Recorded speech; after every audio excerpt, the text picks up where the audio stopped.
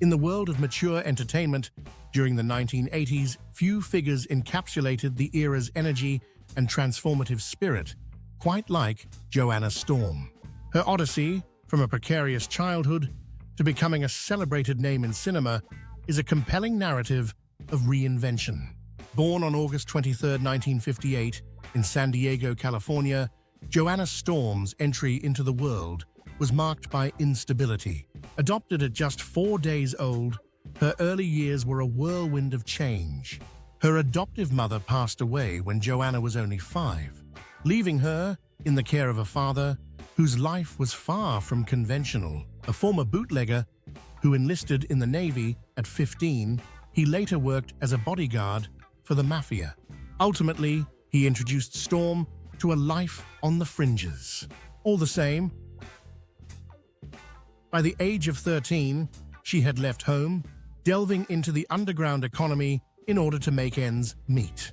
As a teenager, she married her 17-year-old boyfriend, but their union was short-lived, as he soon found himself incarcerated. Storm hit the road shortly after and found herself working as a barmaid for several years, living in places such as Cody, Wyoming, and a few years in Texas. By the age of 20, Storm was living in Houston, and it was here that she began dancing. Her talent propelled her onto the U.S. dance circuits, until a gig in San Diego in the early 1980s set the stage for her most defining chapter. The club owner orchestrated her an audition for an LA film production, and her movie career exploded from there. Her acting ability saw her become a sought-after actress.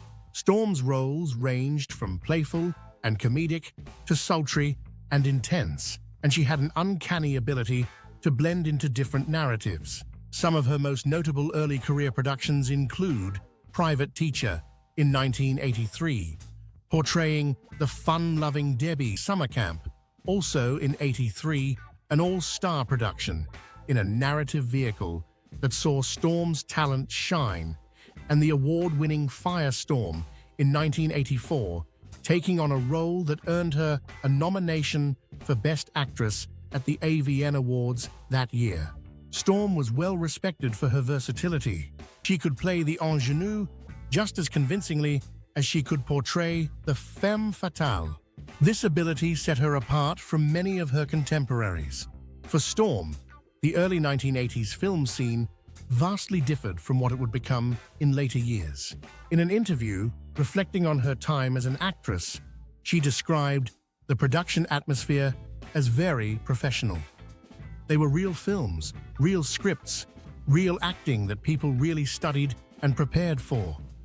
You had makeup artists and wardrobe people, and you had meals, a layout of food for the whole cast and the production team. It was done just like a high-budget feature. There was a sense of camaraderie among the actors, directors, and crew. The business was still emerging from the underground, and those involved were, in many ways, pioneers of a new kind of entertainment. Later during her film career, Storm relocated to New York. Here she worked as a dancer and a prolific actress, working alongside many of the biggest names during the mid-1980s. By 1987, Joanna chose to step away from the film scene.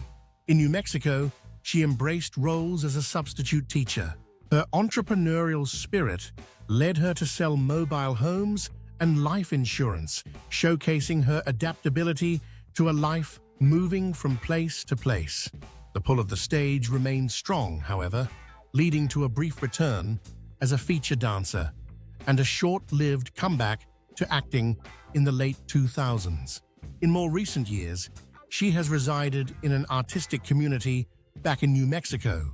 Joanna Storm's narrative is more than a chronicle of a film star.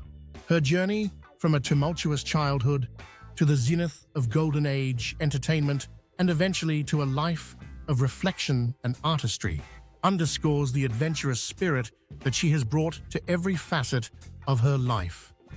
An inspiration to us all in many ways.